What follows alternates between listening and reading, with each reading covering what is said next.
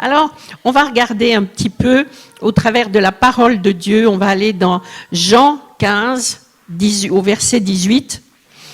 Jésus a fait, à ce stade, il a fait beaucoup de miracles. Il a fait énormément de miracles déjà. C'est pas le début de son ministère, au contraire. Et il dit, si le monde a de la haine pour vous, sachez qu'il m'a haï avant vous. Alors, pourquoi ce verset m'a marqué ? C'est parce que nous sommes dans un temps où on pourrait être tenté d'avoir peur de témoigner.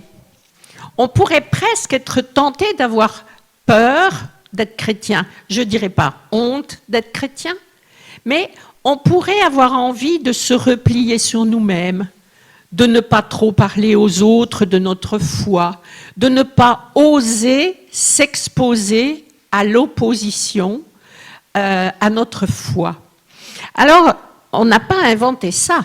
Si aujourd'hui être chrétien en France, si aujourd'hui proclamer sa foi dans Jésus-Christ Sauveur, ça devient difficile ou ça devient impressionnant. C'est peut-être pas difficile, mais ça peut nous intimider en ce moment ou intimider certains. Eh bien, on peut se dire que Jésus a vécu ça avant nous. Si le monde a de la haine pour vous, sachez qu'il m'a haï avant vous. Ça veut dire que Jésus a vécu ce que nous vivons, et même bien plus.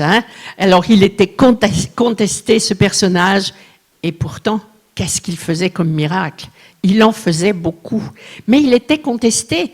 Alors, on va voir un petit peu ça, et je me dis que, enfin, en tout cas, ça m'encourage de penser que Jésus a vécu cette opposition, qu'il a vécu ce temps d'injustice où non seulement il fait des miracles, il ressuscite les morts et il guérit les malades, mais en plus, on conteste qu'il soit le Fils de Dieu, ou on conteste même par quel esprit il fait ces miracles, ou même on nie sa puissance. Et parfois, nous nous retrouvons dans cette posture où nous pourrions dire, mais il suffit d'ouvrir les yeux pour voir que vous êtes une bonne personne, ou que ce que vous faites est bien, ou que l'œuvre est bonne, ou que ce que vous dites est juste. Et parfois, on trouve une incohérence dans ceux qui s'opposent à nous. On se dit, mais c'est pas logique, c'est mensonger, c'est mauvais. Alors, ces versets nous montrent que Jésus a vécu ça avant nous. Si le monde a de la haine pour vous, sachez qu'il m'a haï avant vous. Si vous étiez du monde, le monde aime ce qui est à lui.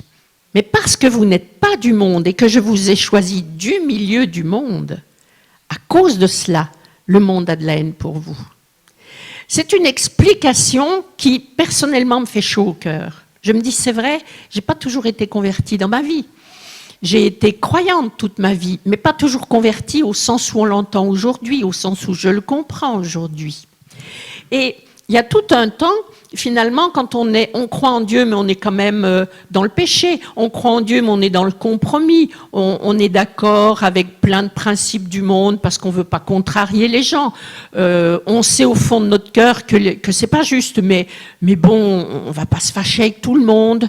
Donc on ne se positionne pas, franchement, catégoriquement, sur nos valeurs bibliques. Il y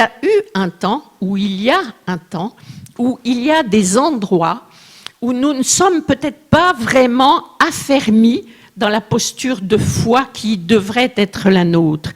Et il dit, si vous étiez du monde, le monde aimerait ce qui est à lui. C'est-à-dire que quand finalement, vous n'ouvrez pas votre bouche, quand finalement, vous êtes dans le compromis, vous ne savez pas trop si vous voulez faire comme eux, penser comme eux, dire comme eux pour avoir la paix, alors là, personne n'est en contestation avec vous. Là, finalement, vous avez des amis, on vous reconnaît comme étant des leurs. Quand est-ce qu'on se fait rejeter ? C'est quand on se positionne.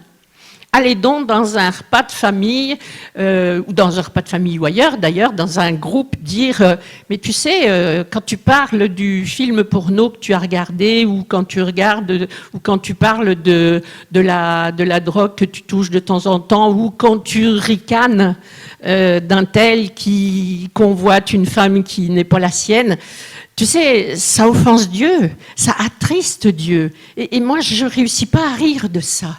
Parce que ce qui blesse Dieu me blesse, et ça m'attriste de penser qu'on le rend triste, compte tenu du sacrifice qu'il a fait pour moi, je sais qu'il a sauvé mon âme, ça m'embête.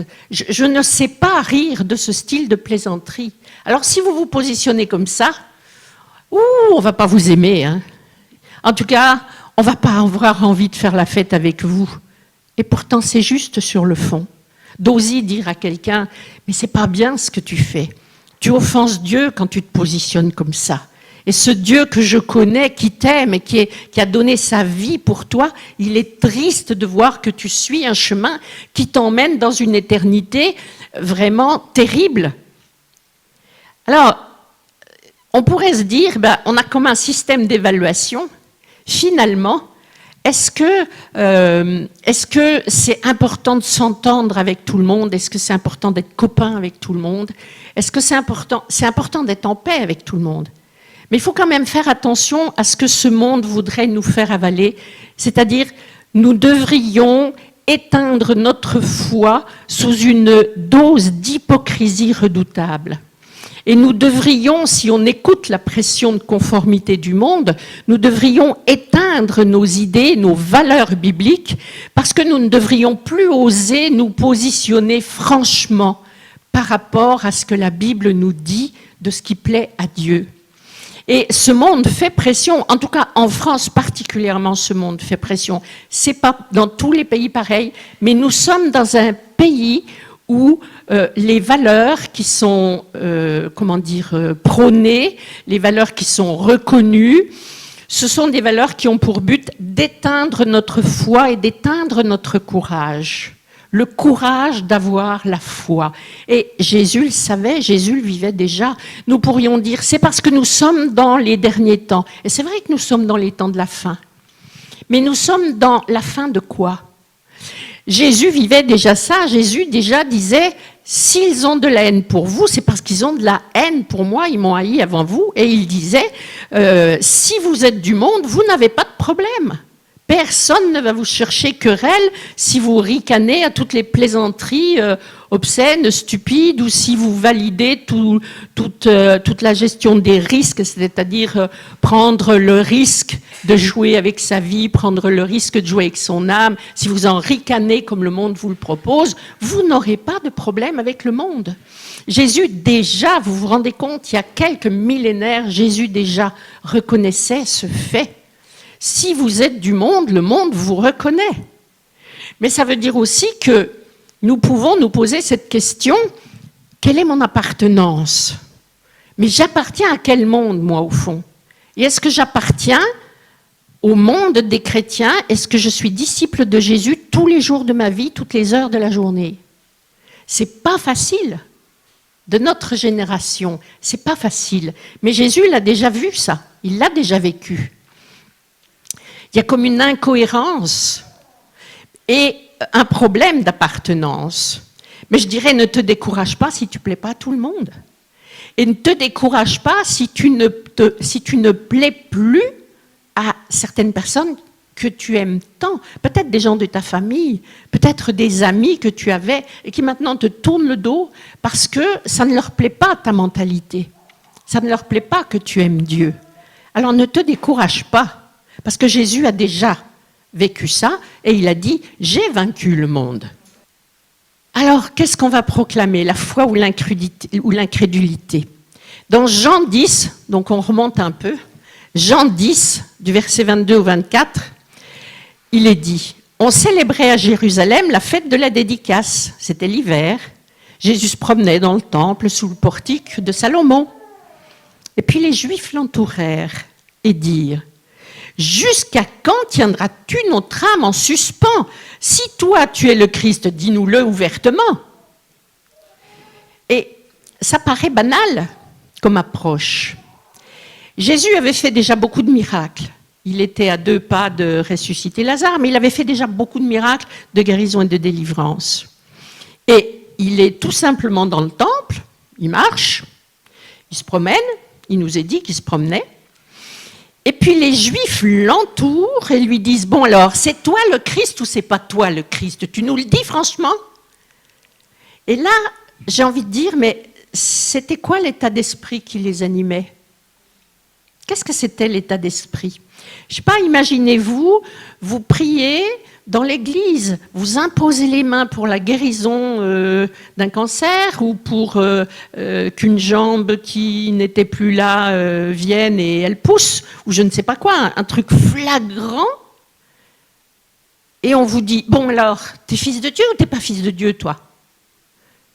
Ça vous étonne pas? Quelle est la mentalité? Première question, quand les gens s'approchent de nous, il nous faudrait parfois du discernement. Parce que là, moi je suis choquée de la façon dont ils s'approchent de Jésus. Combien de temps tu vas tenir notre âme en suspens? Ça veut dire quoi? Dis-nous si tu es le Christ ou dis-nous si tu n'es pas le Christ. Mais ce qu'il fait, ça ne se voit pas? Ça ne se voit pas? Je veux dire par là que certaines personnes approchent d'autres personnes en niant totalement ce qu'on peut faire de bien, ce qu'on peut faire de bon, alors que c'est aux yeux de tous. Et bien là, ces personnes-là, elles ont entouré Jésus en disant « Dis-nous si tu es le Christ ou pas ». C'était une façon de lui chercher querelle. C'était un esprit querelleur. C'était une façon de dire si tu nous dis que tu es le Christ, là on saura comment te traiter. Or, il a démontré qui il était. On va le voir plus loin. La réponse de Jésus, mais je vous l'ai dit, mais vous ne me croyez pas. Ça aussi, nous le rencontrons. Des gens qui viennent vers nous remplis d'incrédulité, mais prouve-moi, mais dis-moi, mais montre-moi. Mais quoi que vous montriez, ça ne marche pas. Quoi que vous puissiez expliquer, ça ne marche pas. Quoi que vous puissiez prouver, ça ne marche pas. Et le modèle de Jésus, moi, il me parle, parce que je me dis, est-ce que parfois nous ne sommes pas plus royalistes que le roi? Parfois, nous voulons peut-être convertir des gens dont Dieu sait qu'ils ne veulent pas se convertir. Comment a fait Jésus? Et surtout, que font ceux qui sont remplis de foi et que font ceux qui sont remplis d'incrédulité? Je vous l'ai dit, mais vous ne me croyez pas. Les œuvres que je fais au nom de mon Père ne rendent-elles pas témoignage de moi? Mais vous ne croyez pas parce que vous n'êtes pas de mes brebis. Mes brebis, elles entendent ma voix. Moi, je les connais, elles me suivent. Et là, on a un indicateur. Quelle est la différence entre quelqu'un qu'il faut toujours convaincre, et quelqu'un qui va tout simplement dire, écoute, oui, moi je vois que, en tout cas, ta vie, elle a changé, je vois que depuis que tu t'es converti, franchement, tu n'es pas la même personne, tu es une bonne personne, tu fais le bien, tu es plus gentil, tu fais... Voyez-vous, il y a des gens qui ne veulent pas voir, puis il y a des gens qui voient. Quelle est donc cette racine? Et là, ce qui nous est dit, vous ne croyez pas parce que vous n'êtes pas de mes brebis. Est-ce que ça veut dire que le Seigneur a déterminé qu'il en rejetterait une partie? Est-ce que Dieu s'est dit, il y a des créatures dont je ne veux pas, il y a des créatures dont je ne veux pas sauver tout le monde? Moi, je ne le crois pas. Je crois qu'il veut sauver tout le monde, mais qu'il y a des personnes qui choisissent d'être campées sur des pensées négatives, sur des jugements, sur des croyances nocives, et qui réclament qu'on essaie de les convaincre du contraire, tout en sachant qu'ils ne veulent pas être convaincus du contraire. Là, il me semble que c'est la réponse de Jésus. Il dit, les œuvres que je fais au nom de mon Père rendent témoignage de moi. Il est en train de dire, c'est pas parce que je vais te dire que je suis Christ que je suis Christ. Je suis Christ parce que regarde ce que je fais. Vois ce que je fais. Il me semble que notre témoignage est important. C'est vrai, j'imaginerais un Jésus qui vit dans le désordre, qui s'énerve, qui tape, qui insulte, qui méprise, qui fait je ne sais pas quoi, quelques péchés, XY, et qui irait au temple et qui donnerait la leçon aux Juifs et aux pharisiens. C'est-à-dire il aurait une vie toute la semaine et puis une autre vie quand il est à l'église. Là, je comprendrais ces gens qui diraient « Attends, mais tu es qui ?» Là, je comprendrais. Mais il est en train de leur expliquer « Mais les œuvres que je fais, je les fais au nom du Père, je les fais parce que le Père me dit de les faire et elles rendent témoignage de moi. » Ça veut dire c'est pas le Christ qui dit « je suis le Fils de Dieu », c'est pas le Christ qui dit « je suis le Sauveur », c'est les œuvres, c'est le témoignage de Jésus qui dit qui il est. Or, ceux qui étaient là, ils n'avaient pas envie de le suivre, lui. Ils avaient envie de dire c'est le fils du charpentier, c'est un gars comme nous, il se prend la grosse tête, il n'y a pas de raison qu'on le suive et il ne nous intéresse pas. Et ce qu'il fait, ça prouve rien. Ils étaient venus avec un esprit d'incrédulité, un esprit de contestation, un esprit d'opposition. Ils étaient venus en disant « Dis-nous si tu es le Fils de Dieu », on pourrait dire « Tiens, ils ont envie de savoir et de se convertir », mais ce n'est pas vrai. « Dis-nous qui tu es parce qu'on va contester qui tu es ». Ça aussi, c'est des gens qui ne veulent pas donner leur cœur à Dieu. Mais vous ne croyez pas parce que vous n'êtes pas de mes brebis. C'est-à-dire, il y a un appel à croire en Dieu, il y a un appel au salut, mais voilà, c'est notre responsabilité de dire « je choisis d'avoir la foi en Jésus-Christ, je choisis de croire que Jésus est le Fils de Dieu, je choisis de me positionner, de croire que la Bible est vérité ». C'est un choix. Si on attend que tout soit prouvé, il me semble qu'on n'aura pas le temps de se convertir, notre vie va passer trop vite. Mais quand on se positionne par la foi, c'est un cadeau que Dieu nous fait, la foi. Mais on ne croit pas parce que tout est prouvé, on croit parce qu'on décide de croire. Et nos yeux s'ouvrent sur la vérité à ce moment-là. Nos yeux s'ouvrent. Là, en tout cas, il dit, ceux qui ont choisi de croire en moi, quand je parle, ils me suivent.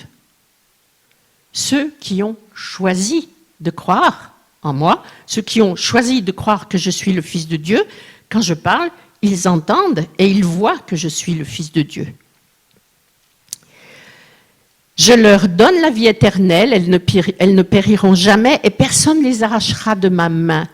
Il me semble que nous devrions nous accrocher à ces versets pour dire, c'est vrai qu'il y a des vents contraires, c'est vrai que c'est pas facile d'évangéliser en France et quand on va en Afrique, c'est beaucoup plus facile. Ils parlent beaucoup de Dieu, ils en parlent volontiers, ça les rassure. Ça ne veut pas dire que tout est meilleur là-bas, mais en tout cas, c'est plus facile de parler de Dieu en Afrique que d'en parler ici.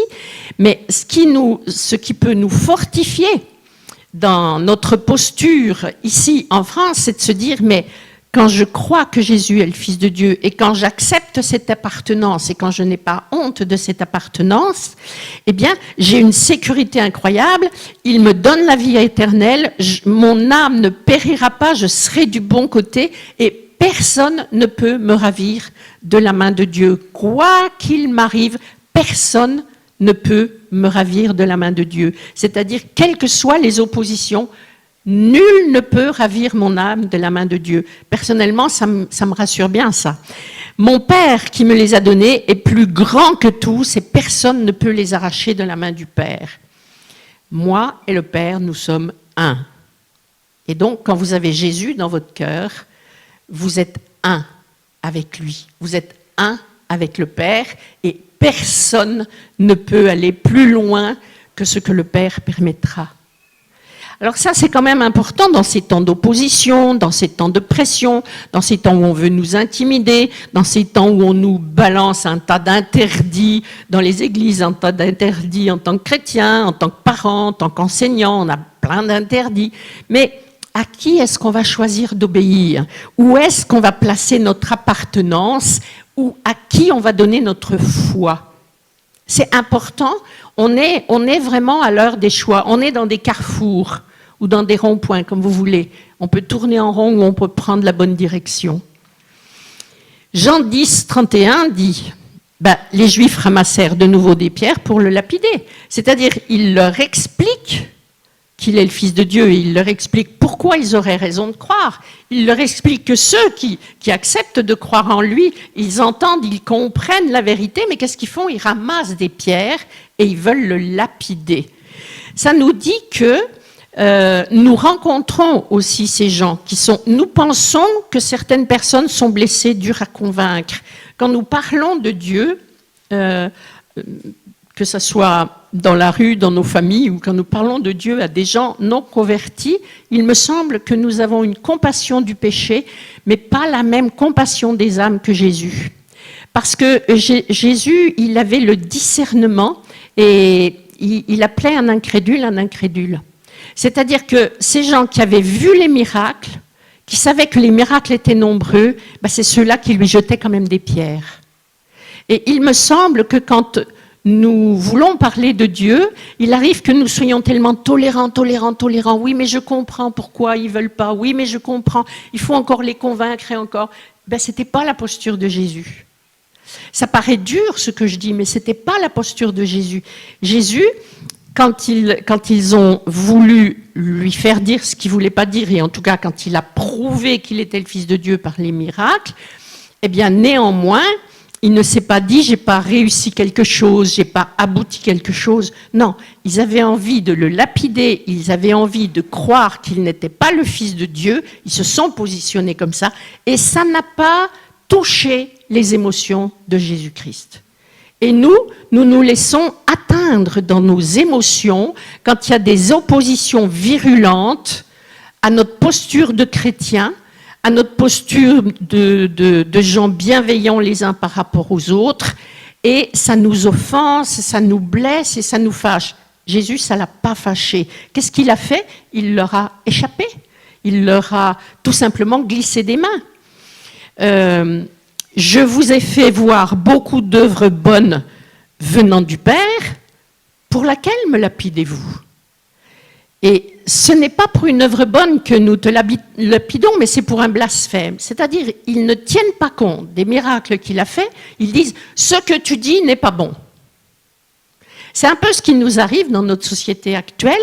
On ne regarde pas trop ce que les chrétiens peuvent faire de bon, mais on regarde ce qu'ils ne doivent pas dire ou la façon dont ils ne doivent pas le dire. On crée des nouvelles règles. C'est-à-dire là, ces Juifs-là étaient en train de dire à Jésus, quand tu dis que tu es le Fils de Dieu, tu blasphèmes.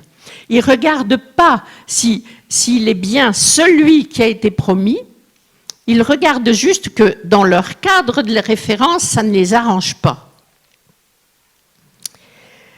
Alors, si je ne fais pas les œuvres de mon Père, dit Jésus, ne me croyez pas.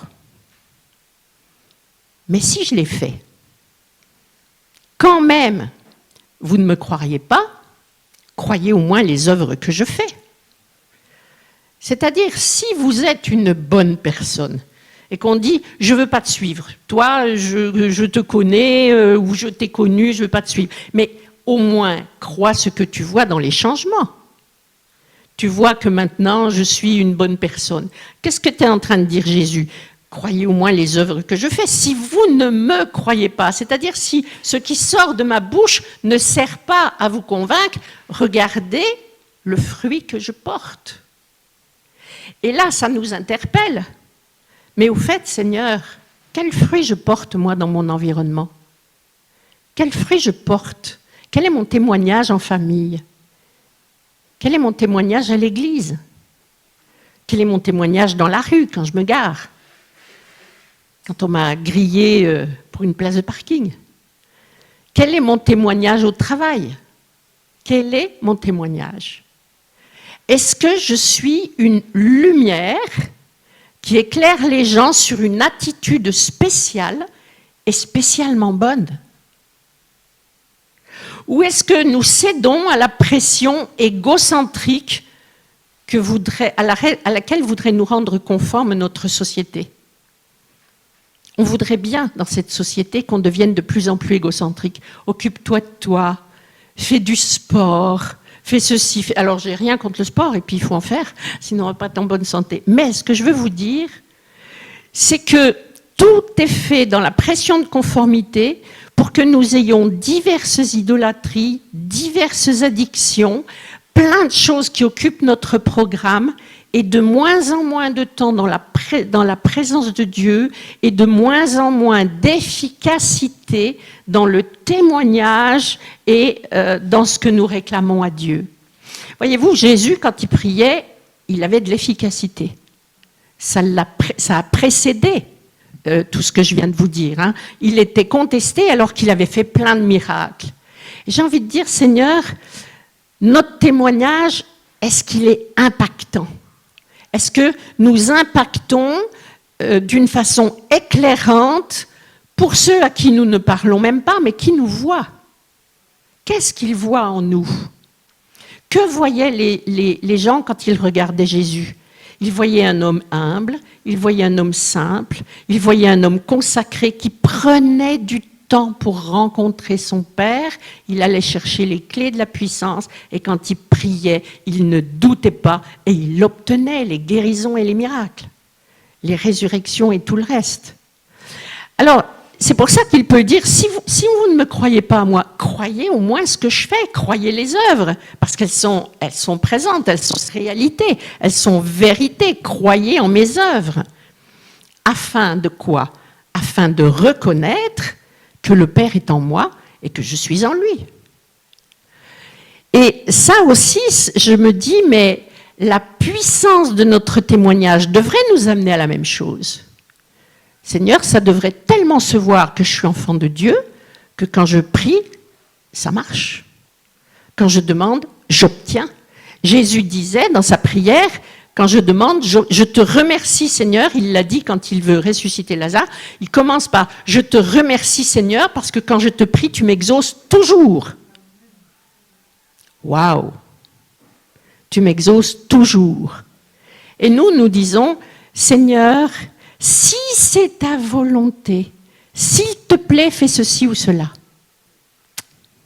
Alors, je crois qu'avec ça, nous ne faisons pas peur à l'ennemi, hein? Il me semble. Donc ce témoignage de Jésus nous dit quoi? Il nous dit qu'il était déjà dans un monde d'opposition féroce. Parfois, quand nous vivons l'opposition, j'ai l'impression que je sens les épines de la couronne de Jésus sur ma tête, tellement ça me fait mal dans mes pensées et dans mon cœur.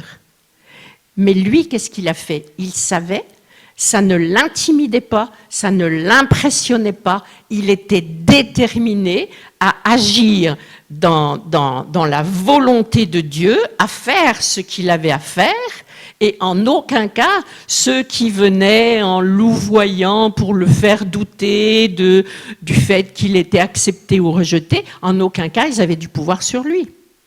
Mais c'est difficile, ça, pour nous. Des gens qui louvoient un peu pour s'approcher de nous et nous faire douter, ben, ça peut nous faire tanguer. J'ai raison, j'ai pas raison, il vaut mieux se taire, il vaut mieux parler, peut-être il faut pas s'affirmer, peut-être... Et Jésus nous donne un modèle, il dit il y a 2000 ans, ce que vous vivez, ça existait déjà. Ils étaient déjà là, ces gens-là. Ça existait déjà, ceux qui voulaient faire taire Jésus. Ça existait déjà. Donc on n'a rien inventé dans notre société, hein, il n'y a pas de quoi avoir peur. Donc en fait, ce que Jésus est en train de leur dire, si vous ne voulez pas vous convertir sur mes paroles, convertissez-vous sur mon témoignage. Ça aussi, ça compte. Et soyez remplis d'un esprit de vérité, ça vous rendra loyaux. C'est-à-dire que ceux qui s'approchaient de Jésus ne faisaient pas preuve de vérité. Ils n'étaient pas dans la loyauté, ceux qui le contestaient. Mais ceux qui ne savaient pas, ceux qui disaient « Mais alors, ce gars-là, c'est le Messie ou c'est pas le Messie? Est-ce que c'est celui dont la Torah nous parle et qui est enfin arrivé ou pas ?» Alors, quand ils avaient le cœur sincère et qu'ils étaient donc dans un esprit de vérité, ils disaient « Ben, quand on voit les miracles qu'il fait, ah ben oui, c'est lui. C'est lui dont la Torah nous parlait, c'est lui dont Jean-Baptiste nous parlait. Oui, c'est lui. Parce qu'avec tous les miracles qu'il fait, on ne peut pas en douter. Voyez-vous, quand il y a un esprit de vérité, on a le droit de dire, je ne sais pas, j'attends, je veux comprendre, je veux voir. Mais quand on observe, on n'a pas de doute. Donc ça veut dire que c'est valable pour nous aussi. Est-ce que nos changements sont dans la vérité, dans la réalité? Et quand vous allez dire à votre famille, tu sais, on a fait beaucoup de bêtises quand on était jeune, mais entre-temps, tu vois, moi je me suis convertie, j'ai donné ma vie à Dieu et ma vie a changé. Alors peut-être vous dites ça à un cousin, une cousine ou je ne sais. Et puis la personne, quand elle regarde votre vie, elle dit « Ah, Ah ouais, là, je peux pas douter. Je peux pas douter que ta vie a changé. Mais qu'est-ce qui t'est arrivé? Ben alors du coup, c'est quoi ce Dieu en quoi tu crois? Et là, vous êtes crédible, voyez-vous? C'est le témoignage par la réalité des actions que vous posez. Et là, on peut dire, il y a un esprit de vérité qui fait qu'il y a une reconnaissance de Dieu. C'est une conversion par le témoignage. Ceux qui contestaient Jésus n'avaient pas cet esprit de vérité, ils ne voulaient pas reconnaître Jésus parce qu'ils ne voulaient pas reconnaître le Père. Mais pourtant, Jésus nous donne encore une clé. Croyez en mes œuvres afin de reconnaître que le Père est en moi et que moi je suis dans le Père. C'est-à-dire, il y a une unité. Il y a une unité qui apporte une paix parfaite, parce que Jésus pouvait dire « Quand je prie, j'obtiens toujours ». Et il y a une puissance, c'est une clé de puissance. L'unité entre le Père, le Fils, est une clé de puissance. Ça veut dire que quand vous acceptez Jésus dans votre cœur, si vous êtes vraiment si vous êtes dans la présence de Dieu, si vous êtes rempli de la pensée de Dieu et que vous n'êtes pas dans un compromis de pensée, dans de l'eau tiède, eh bien, vous êtes dans l'unité avec le Seigneur, et vous aussi, vous pouvez dire, quand je prie, j'obtiens, et j'ai la paix, quelles que soient les circonstances. J'ai la paix en moi, parce que je suis avec un Dieu de paix, et que rien, personne ne peut me ravir de sa main. Donc le doute n'a plus sa place. Mais vous comprenez que l'incrédulité, c'est aussi un choix de posture. Ce que ces versets nous montrent, c'est ça. Alors les uns disent, alors donc bien qu'il ait dit regardez mes œuvres, ils cherchaient quand même à l'arrêter. Alors les Juifs cherchèrent encore à l'arrêter, mais il s'échappa de leurs mains. Et quand je regardais ça ce matin en préparant mes prédications, je me disais, vous savez, parfois on a juste la représentation d'un Jésus très doux, très calme, mais là, il s'échappa de leurs mains. Il n'est pas dit, il s'échappa de leur présence. Il s'échappa de leurs mains. Et moi, je visualisais, à tort ou à raison, mais je me disais, il y en a qui ont attrapé la tunique et qui s'est dit, celui-là, on va le sortir de la ville et on va le lapider. Et je pense qu'il lui a fallu un peu de force pour repousser leurs mains et puis, effectivement, leur échapper. Il s'échappa de leurs mains. Jésus aussi, il a connu les empoignades. Vous voyez ce que je veux dire? Il faut qu'on sorte de la représentation d'un Jésus qui a vécu que du calme, que de la douceur, que de l'altitude. C'est pas vrai, il avait maille à partir, lui aussi, avec la violence. Lui aussi, il avait maille à partir avec la violence. Et pas que au moment de la crucifixion. Il nous est pas dit, il s'est faufilé. Parfois, il s'est faufilé dans la foule. Mais là, il s'est échappé de leurs mains. Donc, les mains l'avaient saisi. Donc imaginez, tu me lâches. Et parfois nous vivons aussi ça et nous avons peur, mais bon, il l'a vécu avant nous. Alors, on peut dire que la foi bouscule nos croyances, nos façons d'envisager l'avenir. Qu'est-ce qui fait que ces gens ne voulaient pas croire en Jésus? Ça les bousculait. Comment? Ce Messie qu'on attend depuis les siècles, c'est nous qui allons le voir. Il va venir bouleverser notre monde. Mince alors. Est-ce que j'ai envie d'être bouleversé? Est-ce que j'ai envie de changer mes habitudes? Ce Jésus qui vient nous dire comment vivre autrement, mais est-ce que j'ai envie de ce changement? Et ceux-là n'avaient pas envie de ce changement. Certains disent, j'ai envie d'être sauvé, je veux aller au paradis, je veux louer Dieu, je veux glorifier Dieu, je veux vivre la paix, je veux vivre l'amour. Et puis d'autres disent, ouh, moi je veux rien perdre de ce que j'ai, alors touchez pas. Ne venez pas me dire qu'il faut changer. Voyez-vous, il y avait une vision égocentrique qui s'opposait à Christ, alors que ceux qui l'acceptaient avaient lâché prise sur tout ça. Donc en fait, quand Christ parle, mais du coup quand nous parlons, il y a une réaction d'adhésion ou une réaction de rejet, selon l'esprit qui nous pilote. Un esprit d'incrédulité, un esprit de foi, Je préfère croire en mes mensonges que de changer. Je préfère croire en mes mensonges que de lâcher prise sur... En l'occurrence, eux, ils avaient peur de perdre leur territoire et leur pouvoir. Et nous, qu'est-ce qu'on a peur de perdre? Dans Jean 11, 47, 48, alors les principaux sacrificateurs et les pharisiens assemblèrent le Sanhédrin et dirent: qu'allons-nous faire? Cet homme fait beaucoup de miracles. Si nous le laissons faire, tous croiront en lui, et les Romains viendront nous enlever, et notre lieu et notre nation. Ça, c'est complètement fou à mes yeux. Ils ne se disent pas, mais c'est incroyable, le Fils de Dieu, il guérit les démoniaques, il guérit toutes les maladies, les paralytiques marchent, les morts sont ressuscités, on va aller au paradis, on va être dans la présence de Dieu, tous les péchés sont pardonnés.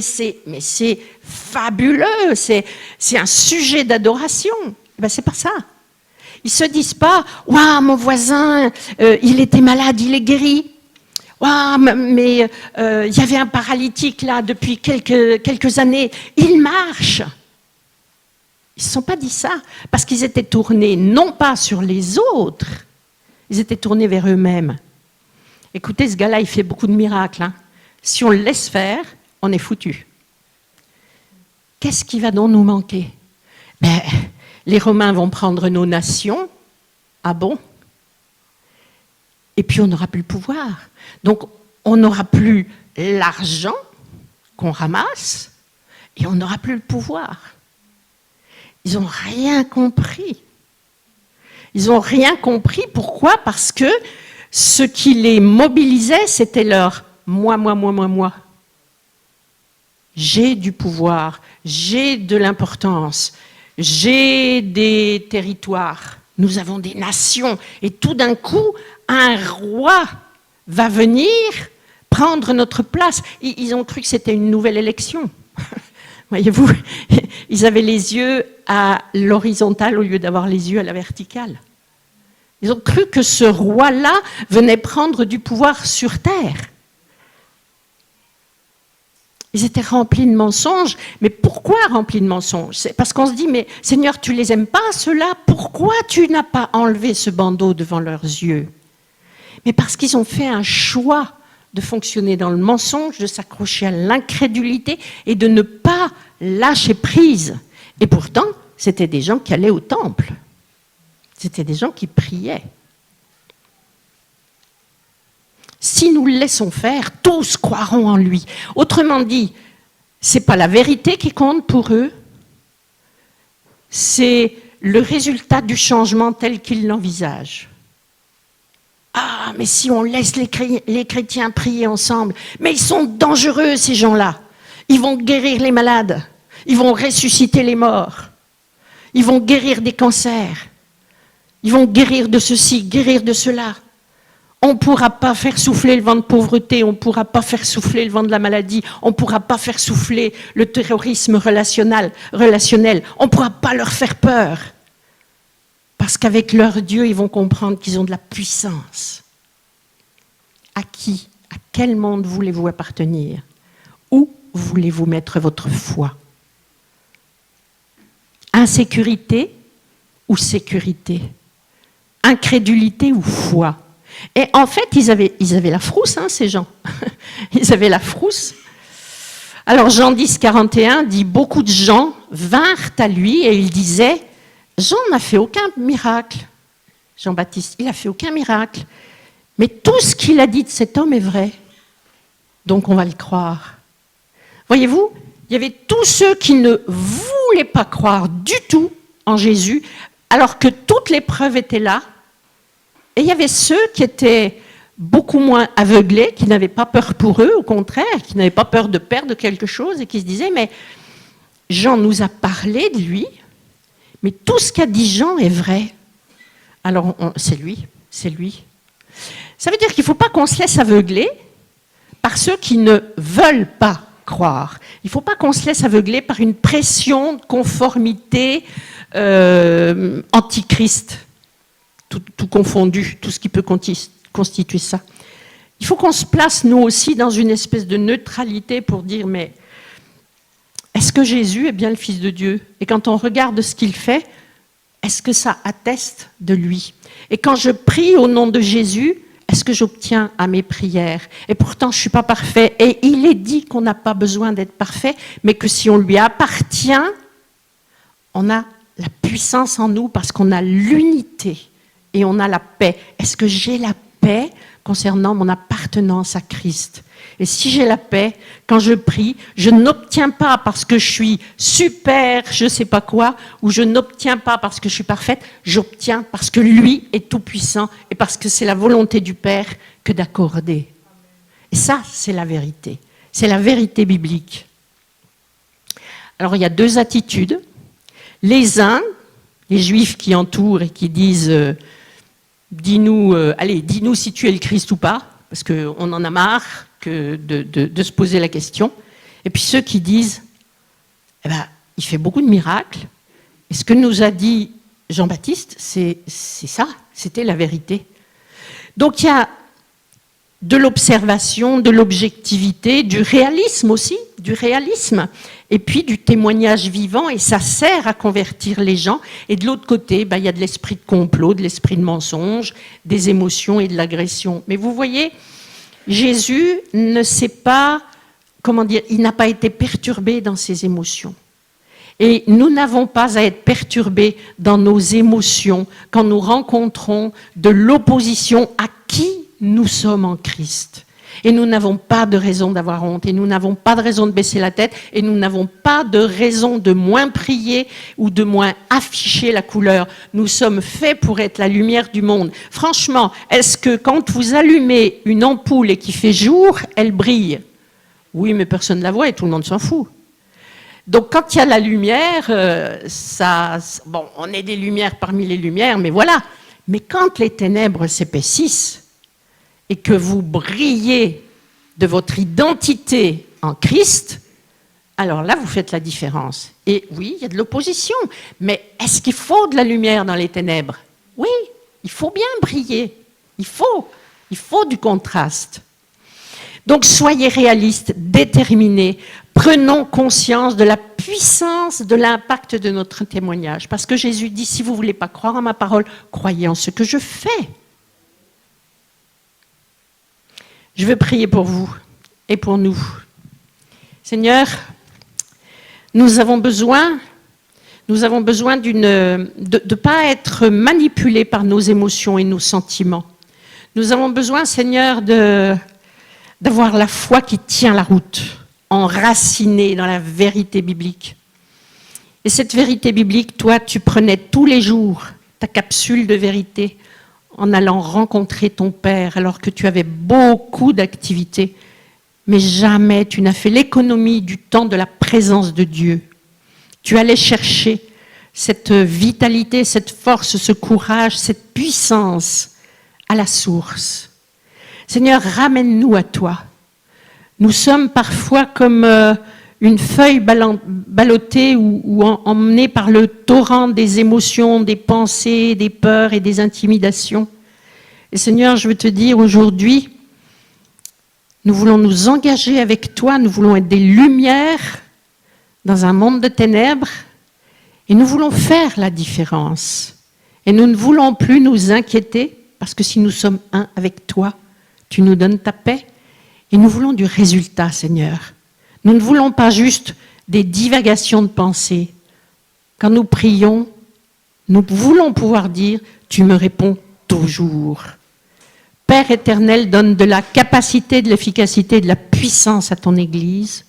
Relève ceux qui sont courbés, qui sont fatigués, ceux qui sont confus, ceux qui sont impressionnés par les incrédules.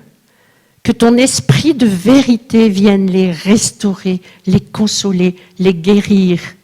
Parce que Seigneur, dans ces temps-là de la fin, nous voulons être des lumières puissantes que personne ne pourra éteindre parce que personne ne peut nous enlever de ta main. Je bénis ton peuple, Seigneur. Je réclame ta bénédiction et ta faveur sur nous, sur chaque personne, sur chaque foyer ici représenté et sur chaque église aussi qui marche dans tes voies. Bénis cette Église, Seigneur, mais bénis-nous en tant que personne, en tant que membre des familles et aussi en tant qu'enfant de Dieu dans un collectif. Que la gloire de ton nom soit proclamée au nom de Jésus-Christ. Amen.